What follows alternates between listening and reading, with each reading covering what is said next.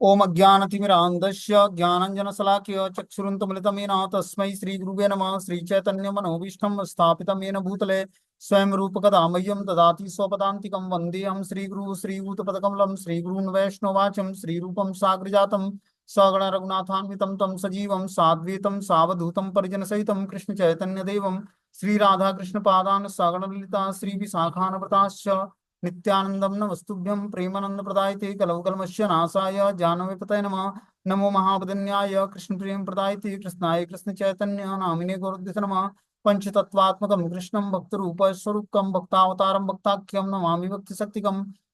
नमस्ते बलिनाम श्रेष्ठ नमस्ते धरणीधर प्रलंबारे नमस्ते तु पाइमाम कृष्ण पुरुषम। कृष्णाय वासुदेवाय देवकी नंदनाय च नंदगोप कुमाराय गोविंदाय नमो नमः। हे कृष्ण करुणा सिंधु दीनबंधु जगतपतये गोपेश गोपिका कांत राधा कांत नमस्ते। तप्त कांचन गौरांगे श्री राधे वृंदावनेश्वरी वृषभानुसुते देवी प्रणमामि हरिप्रिये। वाछाकल्पतरुभ्यश्च कृपा सिन्धुभ्यो च पतितानां पावनेभ्यो वैष्णवेभ्यो नमो नमः। जय श्री कृष्ण चैतन्य प्रभु नित्यानंद श्री अद्वैत गदाधर श्रीवासादि श्री गौर भक्तवृंद। हरे कृष्ण कृष्ण कृष्ण हरे हरे हरे राम राम राम हरे हरे।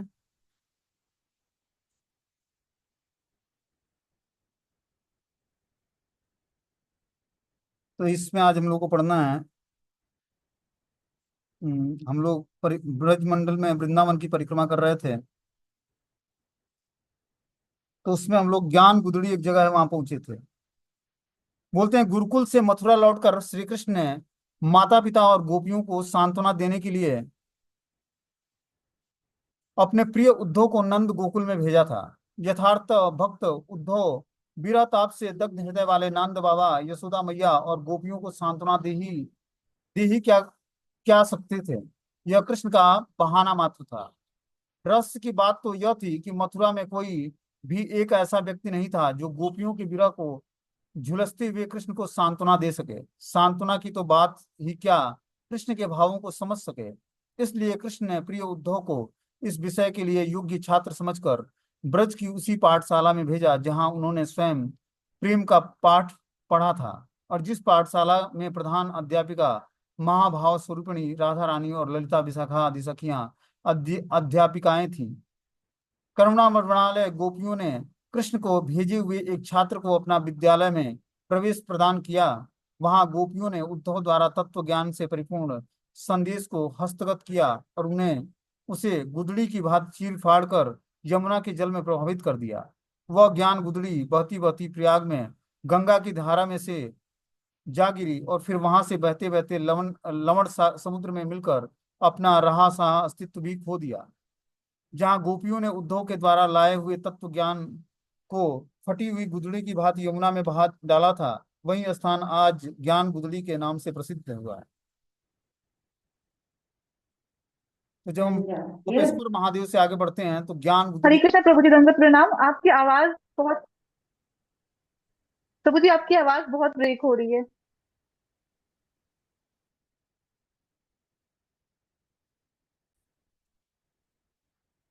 अब आगे जो है ब्रह्म कुंड आता है। बोलते हैं ज्ञान गुदड़ी से कुछ दक्षिण पश्चिम की ओर ब्रह्म कुंड है। श्री योग माया पौर्णमासी जी ने महादेव शंकर को इसी कुंड में डुबोकर गोपी रूप प्रदान किया था। तो ब्रह्म कुंड में ही पौर्णमासी जी ने क्या किया था, भगवान शंकर को डुबोकर गोपी रूप धारण कराया था। यहीं पर श्री वृंदा देवी ने नारद जी को स्नान कराकर नारदीय गोपी का रूप प्रदान किया था और नारद जी की अभिलाषा पूर्ण की थी। वे दुर्लभ महाराज का दर्शन करना चाहते थे। इसी ब्रह्मकुंड की उत्तर दिशा में एक अशोक वृक्ष है। वैशाख शुक्ल द्वादशी के दिन ठीक दोपहर के समय उसमें फूल खिलते हैं, किंतु परम भाग्यवान रसिक भक्त ही उन पुष्पों का दर्शन कर सकते हैं, दूसरे नहीं। बराह पुराण में ऐसा उल्लेख पाया जाता है। तो बराह पुराण में ऐसा उल्लेख मिलता है कि ब्रह्म कुंड में ही जो ज्ञान गुदड़ी के दक्षिण पश्चिम में है उसमें ही पौर्णमासी योग माया ने भगवान शंकर को डुबोकर गोपी रूप धारण कराया था और नारद जी को स्नान कराकर वृंदा देवी ने नारदीय गोपी का रूप धारण कराया था और नारद जी की अभिलाषा को पूर्ण किया था। और वे दुर्लभ महाराज का दर्शन करना चाहते थे, इस कारण से उनको गोपी रूप धारण करना पड़ा, दुर्लभ वेश धारण करना पड़ा ये गोपियों का। और शंकर जी को गोपेश्वर महादेव के रूप में और नारद जी को नारदिया गोपी के रूप में वेश धारण करके रास का दर्शन क्रमशः पूर्णमासी और वृंदा देवी ने कराया था। इसी ब्रह्मकुंड की उत्तर दिशा में एक अशोक वृक्ष है। वैशाख शुक्ल द्वादशी के दिन ठीक दोपहर के समय उसमें फूल खिलते हैं, किंतु परम भाग्यवान रसिक भक्त ही उन पुष्पों का दर्शन कर सकते हैं, दूसरे नहीं। बड़ा पुराण में ऐसा उल्लेख पाया जाता है। अब जब उससे आगे बढ़ते हैं तो वेणुकूप पड़ता है। वृंदावन में विहार करते समय प्रियाओं को प्यासी जानकर श्री कृष्ण ने अपने वेणु को पृथ्वी से लगाकर उसमें फूंक दिया। में कृष्ण फूंक के दिया। कृष्ण के उस वेणुतान से वहीं पर पाताल को भेद कर एक जल धारा फूट निकली। उसका जल बड़ा ही सुशीतल और सुगंधित था। गोपियां कृष्ण और उनके वेणु की प्रशंसा करती हुई जलपान करने लगी। गोपियों ने इस कूप का नाम वेणुकूप रख दिया। तो ये वेणुकूप का निर्माण बता रहे हैं कि कृष्ण ने अपनी बांसुरी के फूंक से किया था। अब आगे जो है दामानल कुंड आता है। कालिया नाग दमन के लिए गोपियां और कृष्ण बलराम अपने निवास स्थल से छठी करा में रात हो जाने के कारण न जा सके।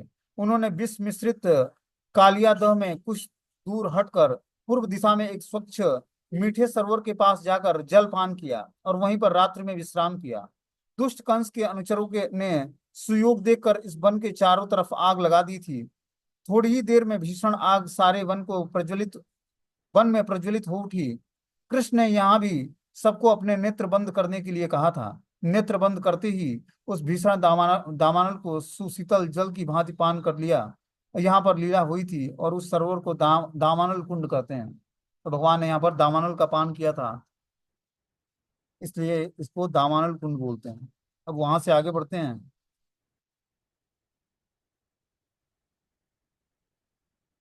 तो श्री वृंदावन धाम के मंदिरों का दर्शन करते हैं हम लोग परिक्रमा में। बोलते हैं इस समय वृंदावन में हजारों मंदिर हैं, इसलिए वृंदावन को मंदिरों का नगर भी बोला जाता है। वृंदावन में 5,000 मंदिर हैं। एक बार जब व्यक्ति वृंदावन की परिक्रमा कर लेता है तो 5,000 मंदिरों की परिक्रमा एक बार में हो जाती है। मतलब ये मिनिमम बताया जा रहा है। 5,000 मंदिर और लगभग 5,000 तुलसी भी होंगी, उससे ज्यादा ही होंगी। उतने तुलसी और उतने मंदिर की परिक्रमा हो जाती है। उससे कई गुना ज्यादा भक्त होंगे। इसलिए वृंदावन को मंदिरों का नगर भी कहते हैं। घर घर में मंदिर है। इनमें से प्राचीन ये कुछ मंदिर हैं: श्री गोविंद मंदिर, श्री साक्षी गोपाल, श्री गोपीनाथ जी, श्री मदन मोहन जी, श्री राधा रमण जी, श्री राधा विनोद जी, श्री राधा माधव जी, श्री राधा दामोदर जी, श्री राधा श्याम सुंदर जी, श्री राधा गोकुलानंद जी, श्रृंगार भट्ट में श्री गौर निताय जी, श्री सीतानाथ मंदिर, श्री राधा वल्लभ, श्री श्री श्री बाकी बिहारी जी। आधुनिक मंदिरों में शाह जी का मंदिर, लाला लाला बाबू का मंदिर, श्री रंग जी का मंदिर, तड़ास मंदिर, जयपुर मंदिर, हाड़ा बाड़ी कुंज, श्री जी का मंदिर, वर्धमान राज मंदिर, ब्रह्मचारी जी का मंदिर, गिरधारी जी का मंदिर, टिकारी रानी का मंदिर, शाहजहाँपुर मंदिर, महारानी स्वर्णमयी मंदिर, काला बाबू कुंज, श्री रूप सनातन मंदिर, श्री कृष्ण बलराम मंदिर। इसके अतिरिक्त और भी मंदिर हैं जिनका उल्लेख ग्रंथ विस्तार हेतु नहीं किया गया है। अब नीचे संक्षेप में प्रधान प्रधान मंदिरों का उल्लेख कर रहे हैं। इसमें से पहला है श्री गोविंद स्वामी तीर्थ। इसका वर्तमान नाम श्री गोविंद जी का मंदिर है।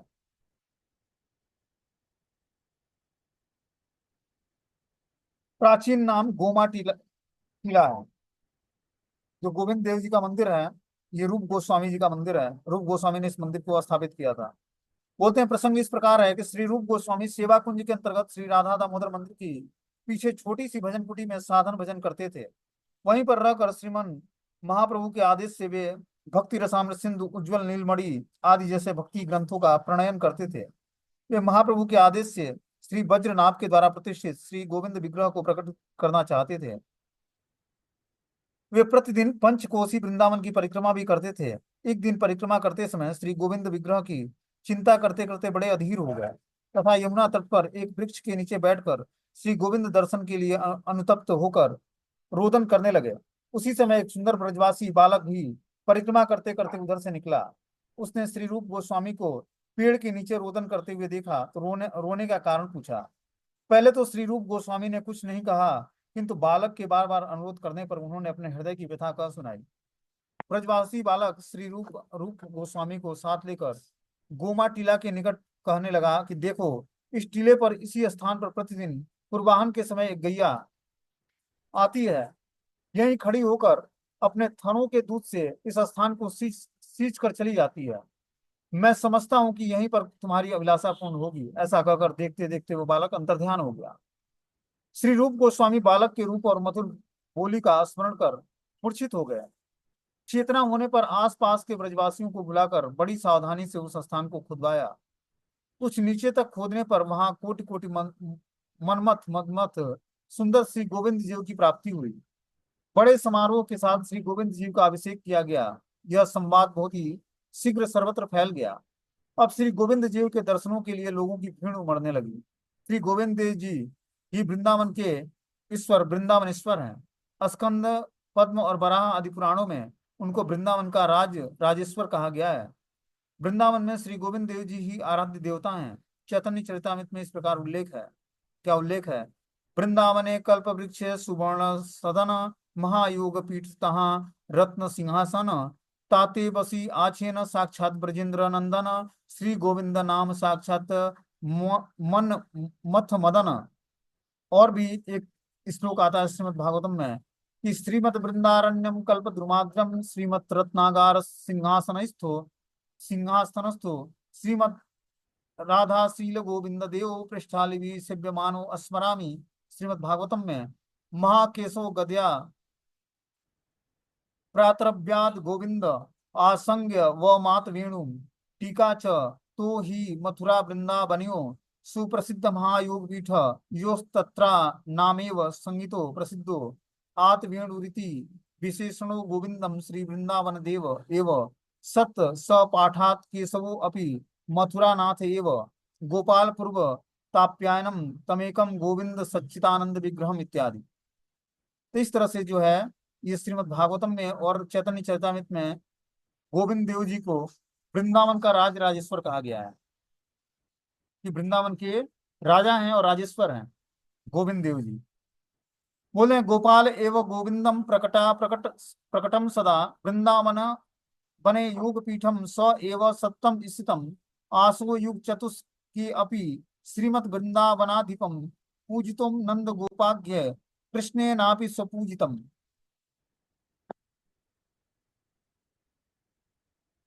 अथर्ववेद में क्या बताया गया है कि गोकुलारण्यम मथुरा मंडले वृंदावन मध्य सहस्त्र दल मध्य अष्ट दल केसरे गोविंदादेव अपि श्यामम दो भुजाम इत्यादि। स्कंद पुराण में बोला गया है कि गोविंद स्वामी नामात्रम वचश्चर्या मतिको अच्युतम गंधर्वे अप्सरो भीष्म क्रीडम मानम समोददित इत्यादि बहुत से ग्रंथेषु प्रसिद्धानि वचनानि संतिम। ब्रज भक्ति विलास में भी कहा गया है कि वृंदा देवी समेतायम गोविंदाय नमो नमः लोक कलमस्य नाशाय परमात्मा स्वरूपिणे। श्री रूप गोस्वामी के पूर्व श्री धाम वृंदावन में श्री कृष्ण विग्रह के साथ श्री राधिका के विग्रह की स्थिति नहीं सुनी जाती। श्री रूप गोस्वामी के द्वारा श्री गोविंद देव जी के विग्रह की पुनः प्रतिष्ठा हुई। सुयोग से उसी समय पूरी धाम में जगन्नाथ जी के मंदिर में चक्रवेण नामक स्थान पर श्री राधिका जी का एक विग्रह विराजमान था। सभी लोग उस श्री राधा विग्रह को श्री लक्ष्मी जी के रूप में पूजा करते थे। महाराजा प्रताप रुद्र के पुत्र पुरुषोत्तम जाना को श्रीमती राधा रानी ने स्वप्नादेश में कहा कि मैं लक्ष्मी नहीं हूँ, मैं ब्रजेंद्र नंदन श्री कृष्ण की प्रियतमा राधा रानी हूँ। मैं वृंदावन में श्री गोविंद देव जी के प्रकट होने की प्रतीक्षा कर रही थी। अब वे प्रकट हो गए हैं, तुम सावधानी के साथ मुझे वृंदावन में श्री गोविंद देव जी के निकट भेज दो।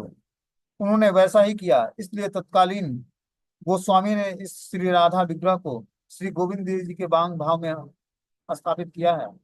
अनंतर श्री गोविंद देव जी श्रीमती राधा रानी को पाकर श्री राधा गोविंद के नाम से विख्यात हो गए।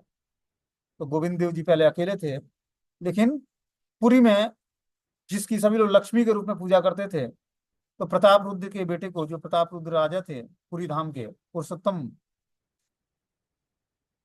उनको स्वप्न दिया राधा रानी ने कि मैं गोविंद देव जी की वृंदावन में प्रकट होने की प्रतीक्षा कर रही थी, अब वो प्रकट हो गए हैं, उनके साथ ही मुझे स्थापित कराओ। तो इस तरह से जो है राधा रानी पूरी धाम से वृंदावन आ जाती हैं और गोविंद देव जी के वाम भाग में स्थापित करते हैं पुजारी लोग। स्वयं श्री चैतन्य महाप्रभु ने काशीश्वर ब्रह्मचारी नामक अपने परिकर के द्वारा श्री गौर गोविंद नामक अपना स्वरूप विग्रह वृंदावन में भेजा था। वही मूर्ति अब गोविंद मंदिर के दक्षिण के में पास में ही विराजमान है। 1590 में श्री रघुनाथ भट्ट गोस्वामी के शिष्य जयपुर के महाराजा मान सिंह ने अपने गुरुदेव की प्रेरणा से लाल पत्थरों के द्वारा 7 मंजिल का एक बृहद मंदिर बनवाया था। 1670 ईस्वी में अत्याचारी मुगल सम्राट के द्वारा इस मंदिर का ध्वस्त कर दिया गया। उसके ऊपर के 4 मंजिल मंजिल तोड़ दिए गए।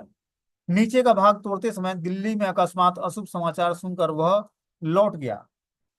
मंदिर का निचला भाग बच गया। मंदिर ध्वस्त होने से पूर्व श्री गोविंद देव जी तथा गौड़ियों के उपास्य दूसरे विग्रह जयपुर पधारे दिए गए थे।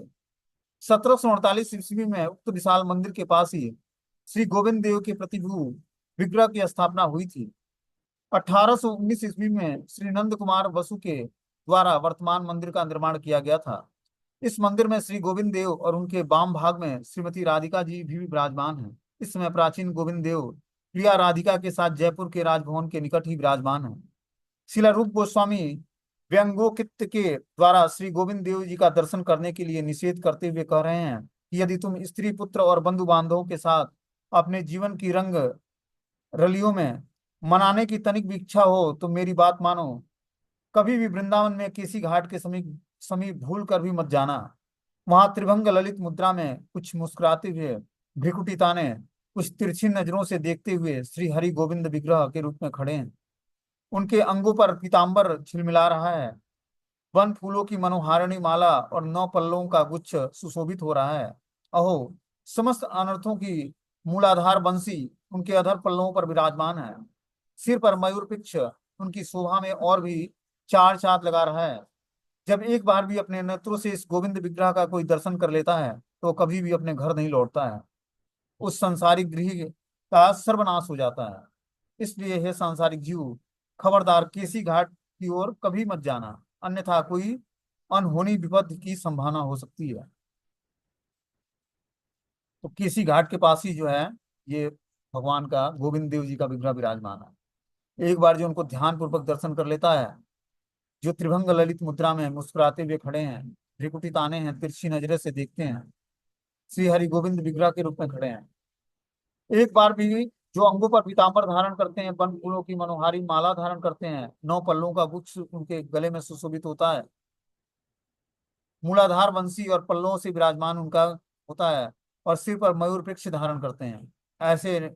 और जो कोई व्यक्ति अपने नेत्रों से इस गोविंद विग्रह का दर्शन कर लेता है तो संसार में उसका सब कुछ विनष्ट हो जाता है, मतलब उसका संसार समाप्त हो जाएगा। अब वो गोविंद देव जी का हो जाएगा। ऐसे हैं गोविंद देव जी। ये रूप गोस्वामी के द्वारा प्रतिष्ठित विग्रह है। अब श्री मदन मोहन जी विग्रह हैं। वो थे महाराजा वज्रनाम ने श्री गोविंद, श्री गोपीनाथ और श्री मदन मोहन, इन 3 विग्रहों को श्रीधाम वृंदावन में स्थापित की थी। कालांतर में मलक्षों के द्वारा अत्याचार से पुजारी लोग इस विग्रहों को इधर उधर छिपाकर वहां से चले गए। वृंदावन घोर जंगल के रूप में परिणत हो गया। बहुत वर्षों के पश्चात इसी प्रकार श्री रूप गोस्वामी द्वारा श्री गोविंद देव जी पुनः प्रकटित हुए।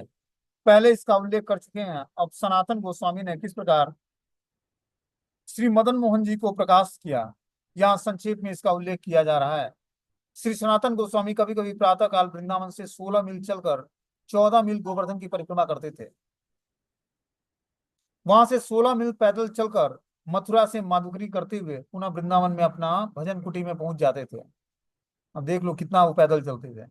वृंदावन से 16 मील चलकर 14 मील जाकर गोवर्धन की परिक्रमा करते थे, और वहां से 16 मील पैदल चलकर फिर मथुरा में मधुकरी करते थे और पुनः वृंदावन में अपनी भजन कुटी में पहुंच जाते थे। एक दिन मथुरा में एक चौबे के घर पर माधुकरी मांगने पहुंचे। वहां देखा क्या कि चौबे जी के घर में 2 सुंदर बालक गुल्ली डंडा खेल रहे हैं।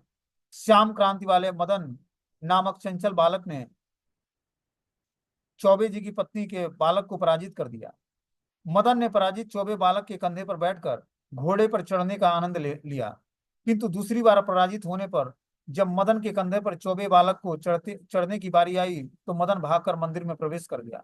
ऐसा देखकर चौबे का बालक क्रोध से गाली देता हुआ उसके पीछे पीछे दौड़ा।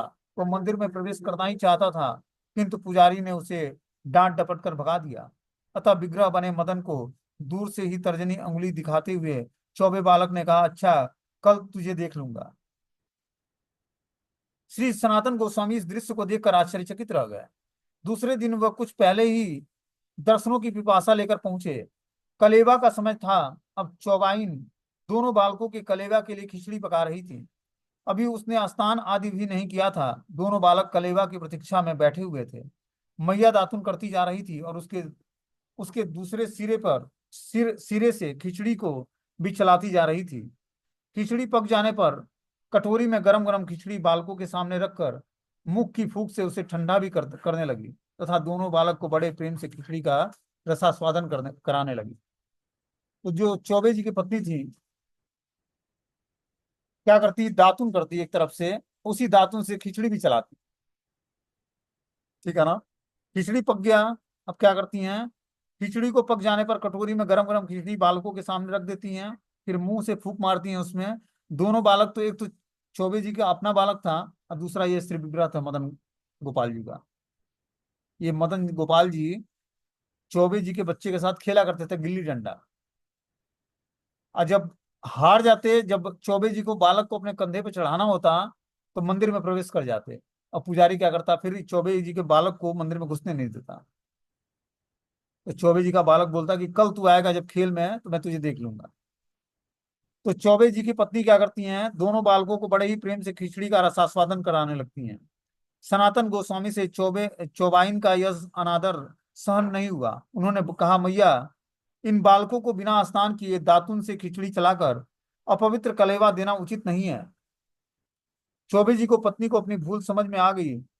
बोली, बाबा, कल से शुद्ध रूप से बनाकर इन्हें कलेवा कराऊंगी। श्री सनातन गोस्वामी श्री मदन मोहन विग्रह की कुछ और भी लीलाएं देखने के लिए तीसरे दिन भी पुनः पधारे। आज मैया के स्नान पूजन में विलंब के कारण दोनों बालक भूख लगने के कारण कलेवा के लिए मचल रहे थे। मैया उन्हें सांत्वना देते हुए स्नान आदि से निवृत्त होकर बर्तनों को धोकर खिचड़ी पका रही थी। दोनों बालक उसके वस्त्र पकड़कर मचल रहे थे। सनातन गोस्वामी यह भी देखकर सहन नहीं कर सके कि वह मैया के पास जाकर बोले, मैया, तुम्हें स्नान आदि के द्वारा पवित्र होने की भी कोई आवश्यकता नहीं है। यदि यह मदन तुम्हारे अपवित्र और झूठे कलेवासी से ही प्रसन्न है, तो वैसा ही करना उचित है। मैंने तुम्हारे चरणों में अपराध किया है। कल से तुम अपनी समझ से इनको संतुष्ट करने के लिए जैसा भी उचित समझो वैसा ही करना। तो भगवान को सुबह सुबह ही भूख भूख लग जाती। अब सनातन गोस्वामी ने उनको बोल दिया, भाई, कि भगवान के लिए तुम भोग बनाती हो बच्चों के लिए, तो पहले तो जूठे दातुन से या उस खिचड़ी को मत चलाया करो। दूसरी बात कि भोजन बनाते समय बहुत ही पवित्र होना चाहिए, क्योंकि ठाकुर जी को भोग लगता है वो। तो जो चौबे जी की पत्नी थी वो अब रोज नहाकर खिचड़ी बनाने लगी। और नहाने वहाने में जो है बहुत टाइम लग जाता था। तो ये दोनों बालक क्या करते, माता के वस्त्र पकड़कर खींचने लगते हैं। क्यों? क्योंकि उनको सुबह सुबह ही भूख लग जाती है खिचड़ी खाने की। तो इस तरह से सनातन गोस्वामी ने उनको समझाया कि कल से आपको इन नियमों का पालन नहीं करना। आप अगर जो अपवित्र होकर भी भोजन बनाते हो और ये बालक स्वीकार करते हैं, तो जैसे ही इनको प्रसन्नता मिले उस तरह से इनको कलेवा कराने का प्रसन्न वो करो, प्रयास करो। तब सनातन गोस्वामी वहां से चले गए और बालक मदन मंदिर गृह से निकलकर बोले, बाबा, मैं तुम्हारे साथ चलूंगा। किंतु श्री सनातन गोस्वामी ने कहा, मैं बिल्कुल निष्कंचन व्यक्ति हूँ। न मेरे पास रहने का स्थान है, न स्वादिष्ट भोजन की व्यवस्था है। जब यशोदा मैया भी तुम्हारे संपूर्ण रूप से संतुष्ट नहीं कर सकी, तो मैं तुम्हारा पालन पोषण कैसे कर सकूंगा। फिर भी बालक मदन उनके साथ चलने की जिद ठान लिया। सनातन गोस्वामी जी ने कहा, यदि चलने की इच्छा है तो मेरे कंधे पर बिठाकर, तो मैं तुम्हें कंधे पर बिठाकर नहीं चल सकता। तुम मेरे पीछे पीछे चले आओ। बालक ने कहा, मैं तुम्हारे पीछे पीछे चल रहा हूँ, परंतु रास्ते में मुड़कर पीछे मत देखना। अपनी भजन कुटी पर ही मुझे देखना। जब सनातन गोस्वामी इस तरह भजन कुटी पर पहुंचे तो मुड़कर देखा कि बालक मदन कुछ मुस्कुराकर विग्रह के रूप में परिवर्तित हो गया है। सनातन गोस्वामी ने दो चार पत्थरों को खड़ा करके ऊपर से कुछ पट्टियां डाल दी और उसी में उनको स्थापित कर दिया। प्रतिदिन नमक रहित आटे के द्वारा बाटी सेक कर उन्हें भोग लगाने लगे। एक दिन मदन मोहन ने गोस्वामी जी से कहा कि वैसे नैवेद्य खाते समय नमक मांगा, किंतु नमक रहे तो दें। कुटी में नमक भी नहीं था। मदन मोहन जी ने कहा, यह सूखी बाटी मेरे गले से नीचे नहीं उतरती है।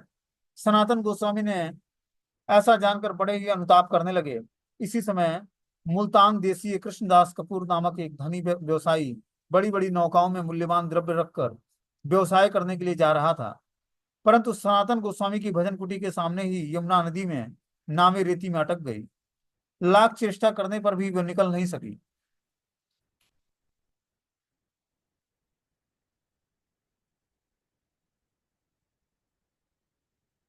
व्यवसायी ने उतरकर कुटी के सामने अपूर्व सुंदर श्री मदन मोहन विग्रह को देखा और सनातन गोस्वामी पे इंगित करने से उनके सामने बैठकर रोने लगा और गिड़गिड़ाने लगा।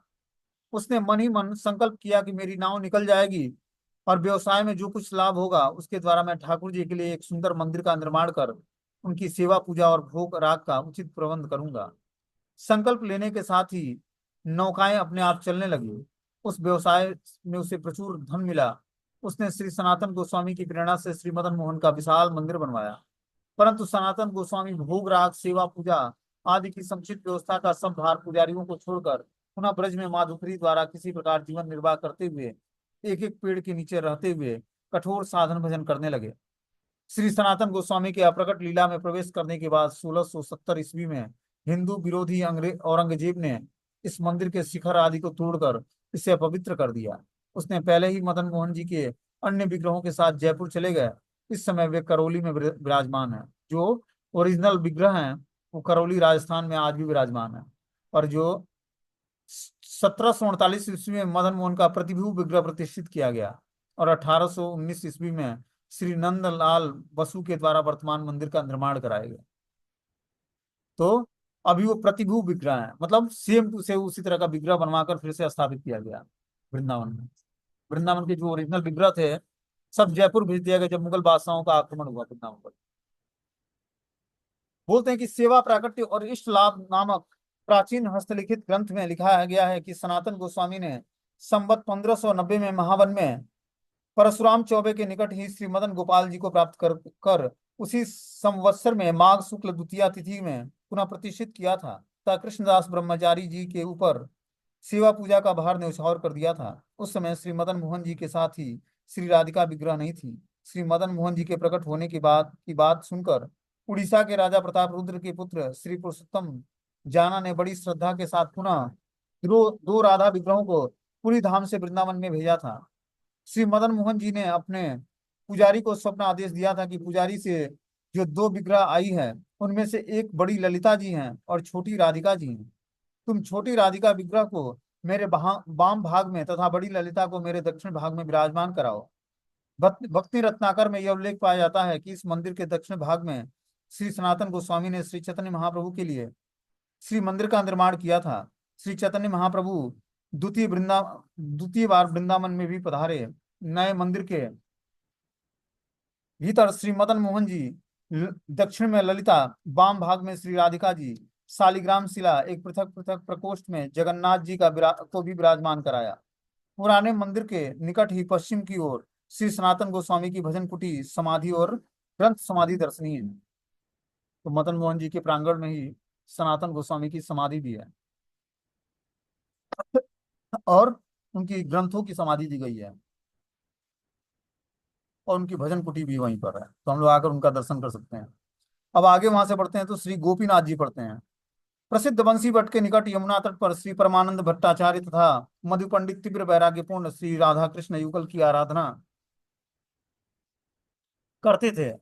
एक समय यमुना की धारा से तट कट जाने से उसके भीतर से बहुत सुंदर श्री गोपीनाथ विग्रह प्रकट हुए। प्रातः काल भक्त परमानंद से यमुना स्नान के लिए जाते समय कटे हुए तट से इस परम मनोहर श्री विग्रह को प्राप्त किया था। उन्होंने श्री मधु पंडित को श्री गोपीनाथ जी की सेवा का भार अर्पण किया था। पहले गोपीनाथ जी बंसी भट्ट के पास ही विराजमान थे, किंतु भव्य मंदिर बन जाने पर इस मंदिर को में ही उनको सेवा पूजा होने लगी। जिस प्रकार नित्यानंद प्रभु की पत्नी जानवा ठकुरानी वृंदावन में आई, उस समय वे श्री राधा गोपीनाथ जी का दर्शन कर रही थी, तो उसके मन में यह विचार आया कि राधिका विग्रह बहुत छोटी है, या कुछ और ऊंची होती तो युगल जोड़ी अत्यंत सुंदर चलती। वे शयन आरती दर्शन कर अपने वास स्थान पर लौट आए। रात में श्री गोपीनाथ जी ने स्वप्न में जानवा देवी को अपनी जैसी ऊंची राधिका विग्रह की व्यवस्था करने को कहा। श्रीमती राधिका जी का भी ऐसा ही आदेश पाकर जानवा ठाकुरानी ने गोपीनाथ ठाकुर के अनुरूप श्री राधिका का स्वरूप का निर्माण करवाया। भक्तमाल ग्रंथ में ऐसा कहा जाता है कि श्री जानवा ठाकुरानी ने अपने अप्रकट होने के समय अपने आप अपना विग्रह प्रकाशित कर उसमें स्वयं प्रतिष्ठित होकर आदेश दिया कि मेरे इस विग्रह को श्री गोपीनाथ जी के प्रकोष्ठ में ही विराजित करें। जब उस विग्रह को वृंदावन में गोपीनाथ मंदिर में पहुंचाया गया तो पुजारी इस विग्रह को गोपीनाथ के साथ विराजित करने में संकुचित हुआ।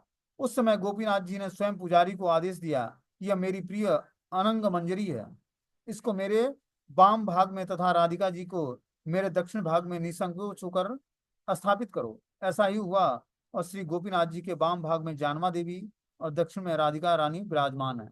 गोपीनाथ मंदिर में हम लोग आएंगे दर्शन करने के लिए।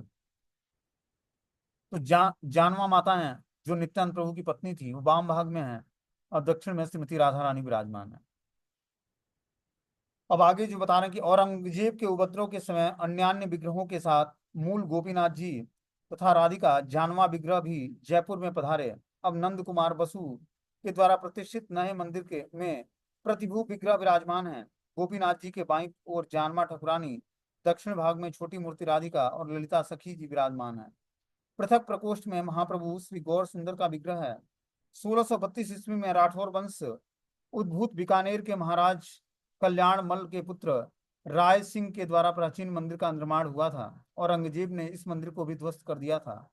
प्रतिबिंब उपग्रह की प्रतिष्ठा 1748 ईस्वी में तथा नए मंदिर का निर्माण 1819 ईस्वी में हुआ था। नए मंदिर के पास ही पूर्व दिशा में मधु पंडित जी की समाधि विराजमान, क्योंकि ये मदन सॉरी राधा गोपीनाथ जी विग्रह हैं, मधु पंडित जी के, उनका समाधि भी वहीं पर विराजमान। अब आगे जो है श्री राधा दामोदर जी के बारे में सुनेंगे हम लोग। श्री रूप गोस्वामी जी सेवा कुंज के अंतर्गत यही भजन की कुटी में वास करते थे। यहीं पर तत्कालीन गोस्वामी गण एवं भक्तजन सम्मिलित होकर इष्ट गोष्ठी करते थे। श्री रघुनाथ भट्ट जी अपने मधुर कंठ से उस वैष्णव सभा में श्रीमद् भागवतम की व्याख्या किया करते थे। यहीं पर श्री रूप गोस्वामी ने श्री भक्ति रसामृत सिंधु, उज्ज्वल नीलमणि और अन्य भक्ति ग्रंथों का संकलन किया था। युवक श्री जीव गोस्वामी श्री रूप गोस्वामी की सब प्रकार की सेवा में नियुक्त थे। श्री रूप गोस्वामी ने स्वयं अपने हाथों से श्री राधा दामोदर विग्रह को प्रकाश कर श्री जीव गोस्वामी को सेवा पूजा के लिए अर्पित किया था। सेवा प्राकट्य ग्रंथ के अनुसार 1599 संवत में माघ शुक्ल 10वीं तिथि में श्री राधा दामोदर की प्रतिष्ठा हुई थी।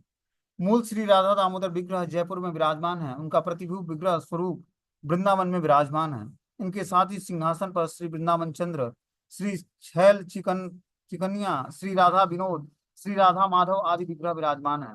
मंदिर के पीछे श्री जीव गोस्वामी, श्री कृष्णदास कविराज गोस्वामी की समाधि प्रतिष्ठित है।